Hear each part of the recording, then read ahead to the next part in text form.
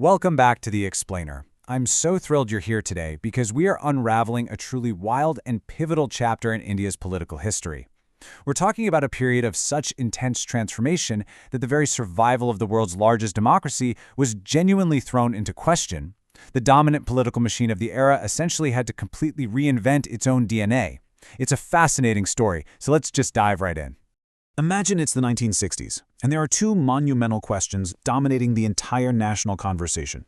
After Nehru, who? And after Nehru, what? Now you have to understand, these weren't just casual talking points. They represented a profound, almost existential dread. For a newly independent nation, losing its towering founding figure wasn't just a simple change in management. It sparked real, palpable fear about whether the democratic experiment itself was going to survive the transition. Just look at how the media captured this feeling in May 1964, right after Prime Minister Jawaharlal Nehru passed away. The visual metaphor they used was incredibly stark. They literally drew the void. It's a striking representation of the immense uncertainty facing the country.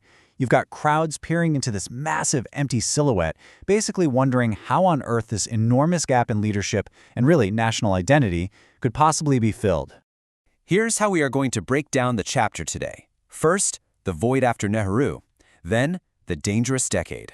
Next, the landmark elections of 1967, followed by the moment the Congress system splits. And finally, Indira's new Congress. Section 1. The void after Nehru. So, the whole world was watching this transition. And honestly, outsiders were incredibly skeptical. Many international observers had serious doubts that India's democracy could actually survive this. They looked at other newly independent countries and feared that if India stumbled here, it could lead to the army stepping in, or maybe even the outright disintegration of the country. Because the new leadership was staring down massive unresolved crises like deep poverty and communal divisions, the 1960s quickly earned the label of the dangerous decade.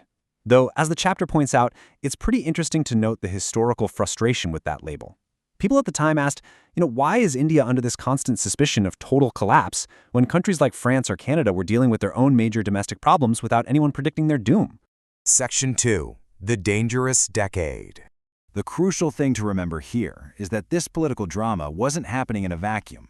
It was playing out right alongside a massive, crushing economic breakdown. It's like a domino effect. Step 1, the country gets hit with back-to-back monsoon failures and severe drought. Naturally, that triggers Step 2, massive food scarcity and a brutal spike in the prices of basic everyday goods. And when citizens' livelihoods take a direct hit like that, it leads straight to Step 3. People took to the streets. Bans and hartals, essentially widespread strikes and protests, became incredibly frequent across the entire country. But right here is where a massive disconnect happened. According to our source material, the government looked at these protests and saw them primarily as a law and order problem, not as genuine expressions of the people's deep economic distress. Think about the takeaway there. When people are taking to the streets because they literally cannot afford food, and the state responds to it purely as a policing issue, well, that fundamentally deepens the bitterness and just supercharges the unrest. Let's just stack up the reality on the ground for a second, because the country was facing intense pressure from every single angle. The political leadership is reeling because two prime ministers, Nehru and his successor Lal Bahadur Shastri, die in quick succession.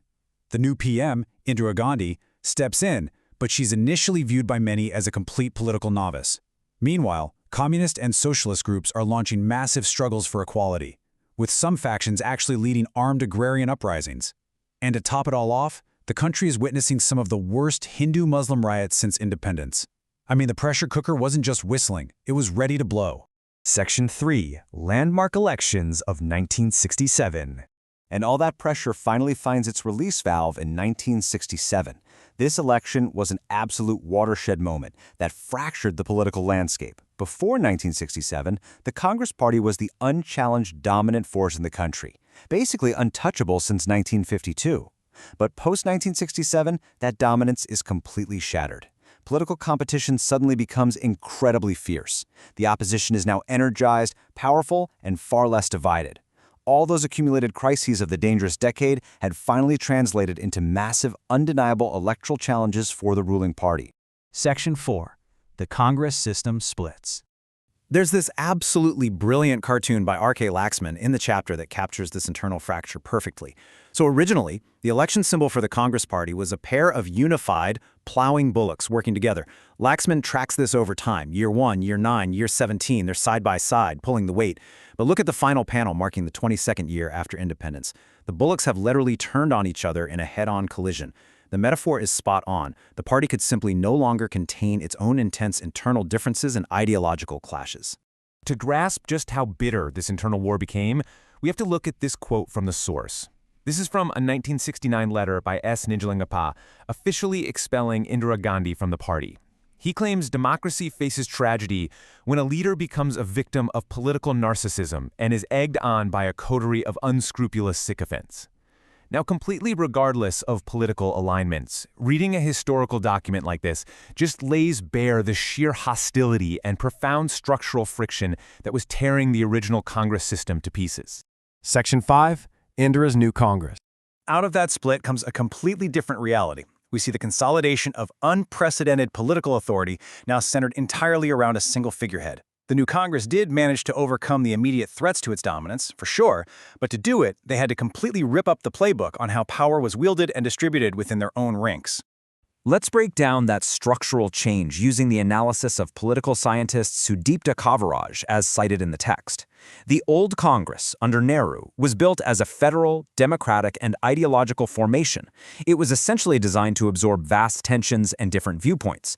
The new Congress, on the other hand, transformed into a highly centralized, fundamentally top-down organization, driven heavily by populist politics.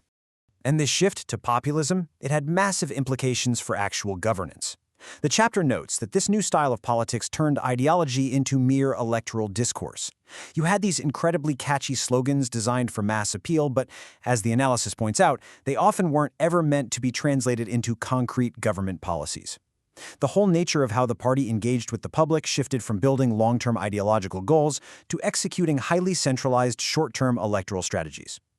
Which brings us to a fascinating, yet honestly deeply concerning paradox at the end of the chapter. Despite the new Congress winning massive popular support and huge electoral victories in the early 1970s, the source explicitly notes that the spaces for democratic expression of people's aspirations actually shrank. It's like the party organization itself withered away in the middle of its own victory parade, leaving it totally unequipped to absorb the continuing on-the-ground unrest about poverty and development. So I want to leave you with this final, really provocative question straight from the chapter's ominous conclusion. When political power heavily consolidates at the top, but the actual institutional spaces for democratic expression shrink at the bottom, does that inevitably threaten the very survival of constitutional democracy? History tells us the events that immediately followed this era would test that exact question to its absolute limits. Thank you so much for joining me as we unpack this complex and truly dangerous decade. Keep questioning, keep learning, and I will see you in the next explainer.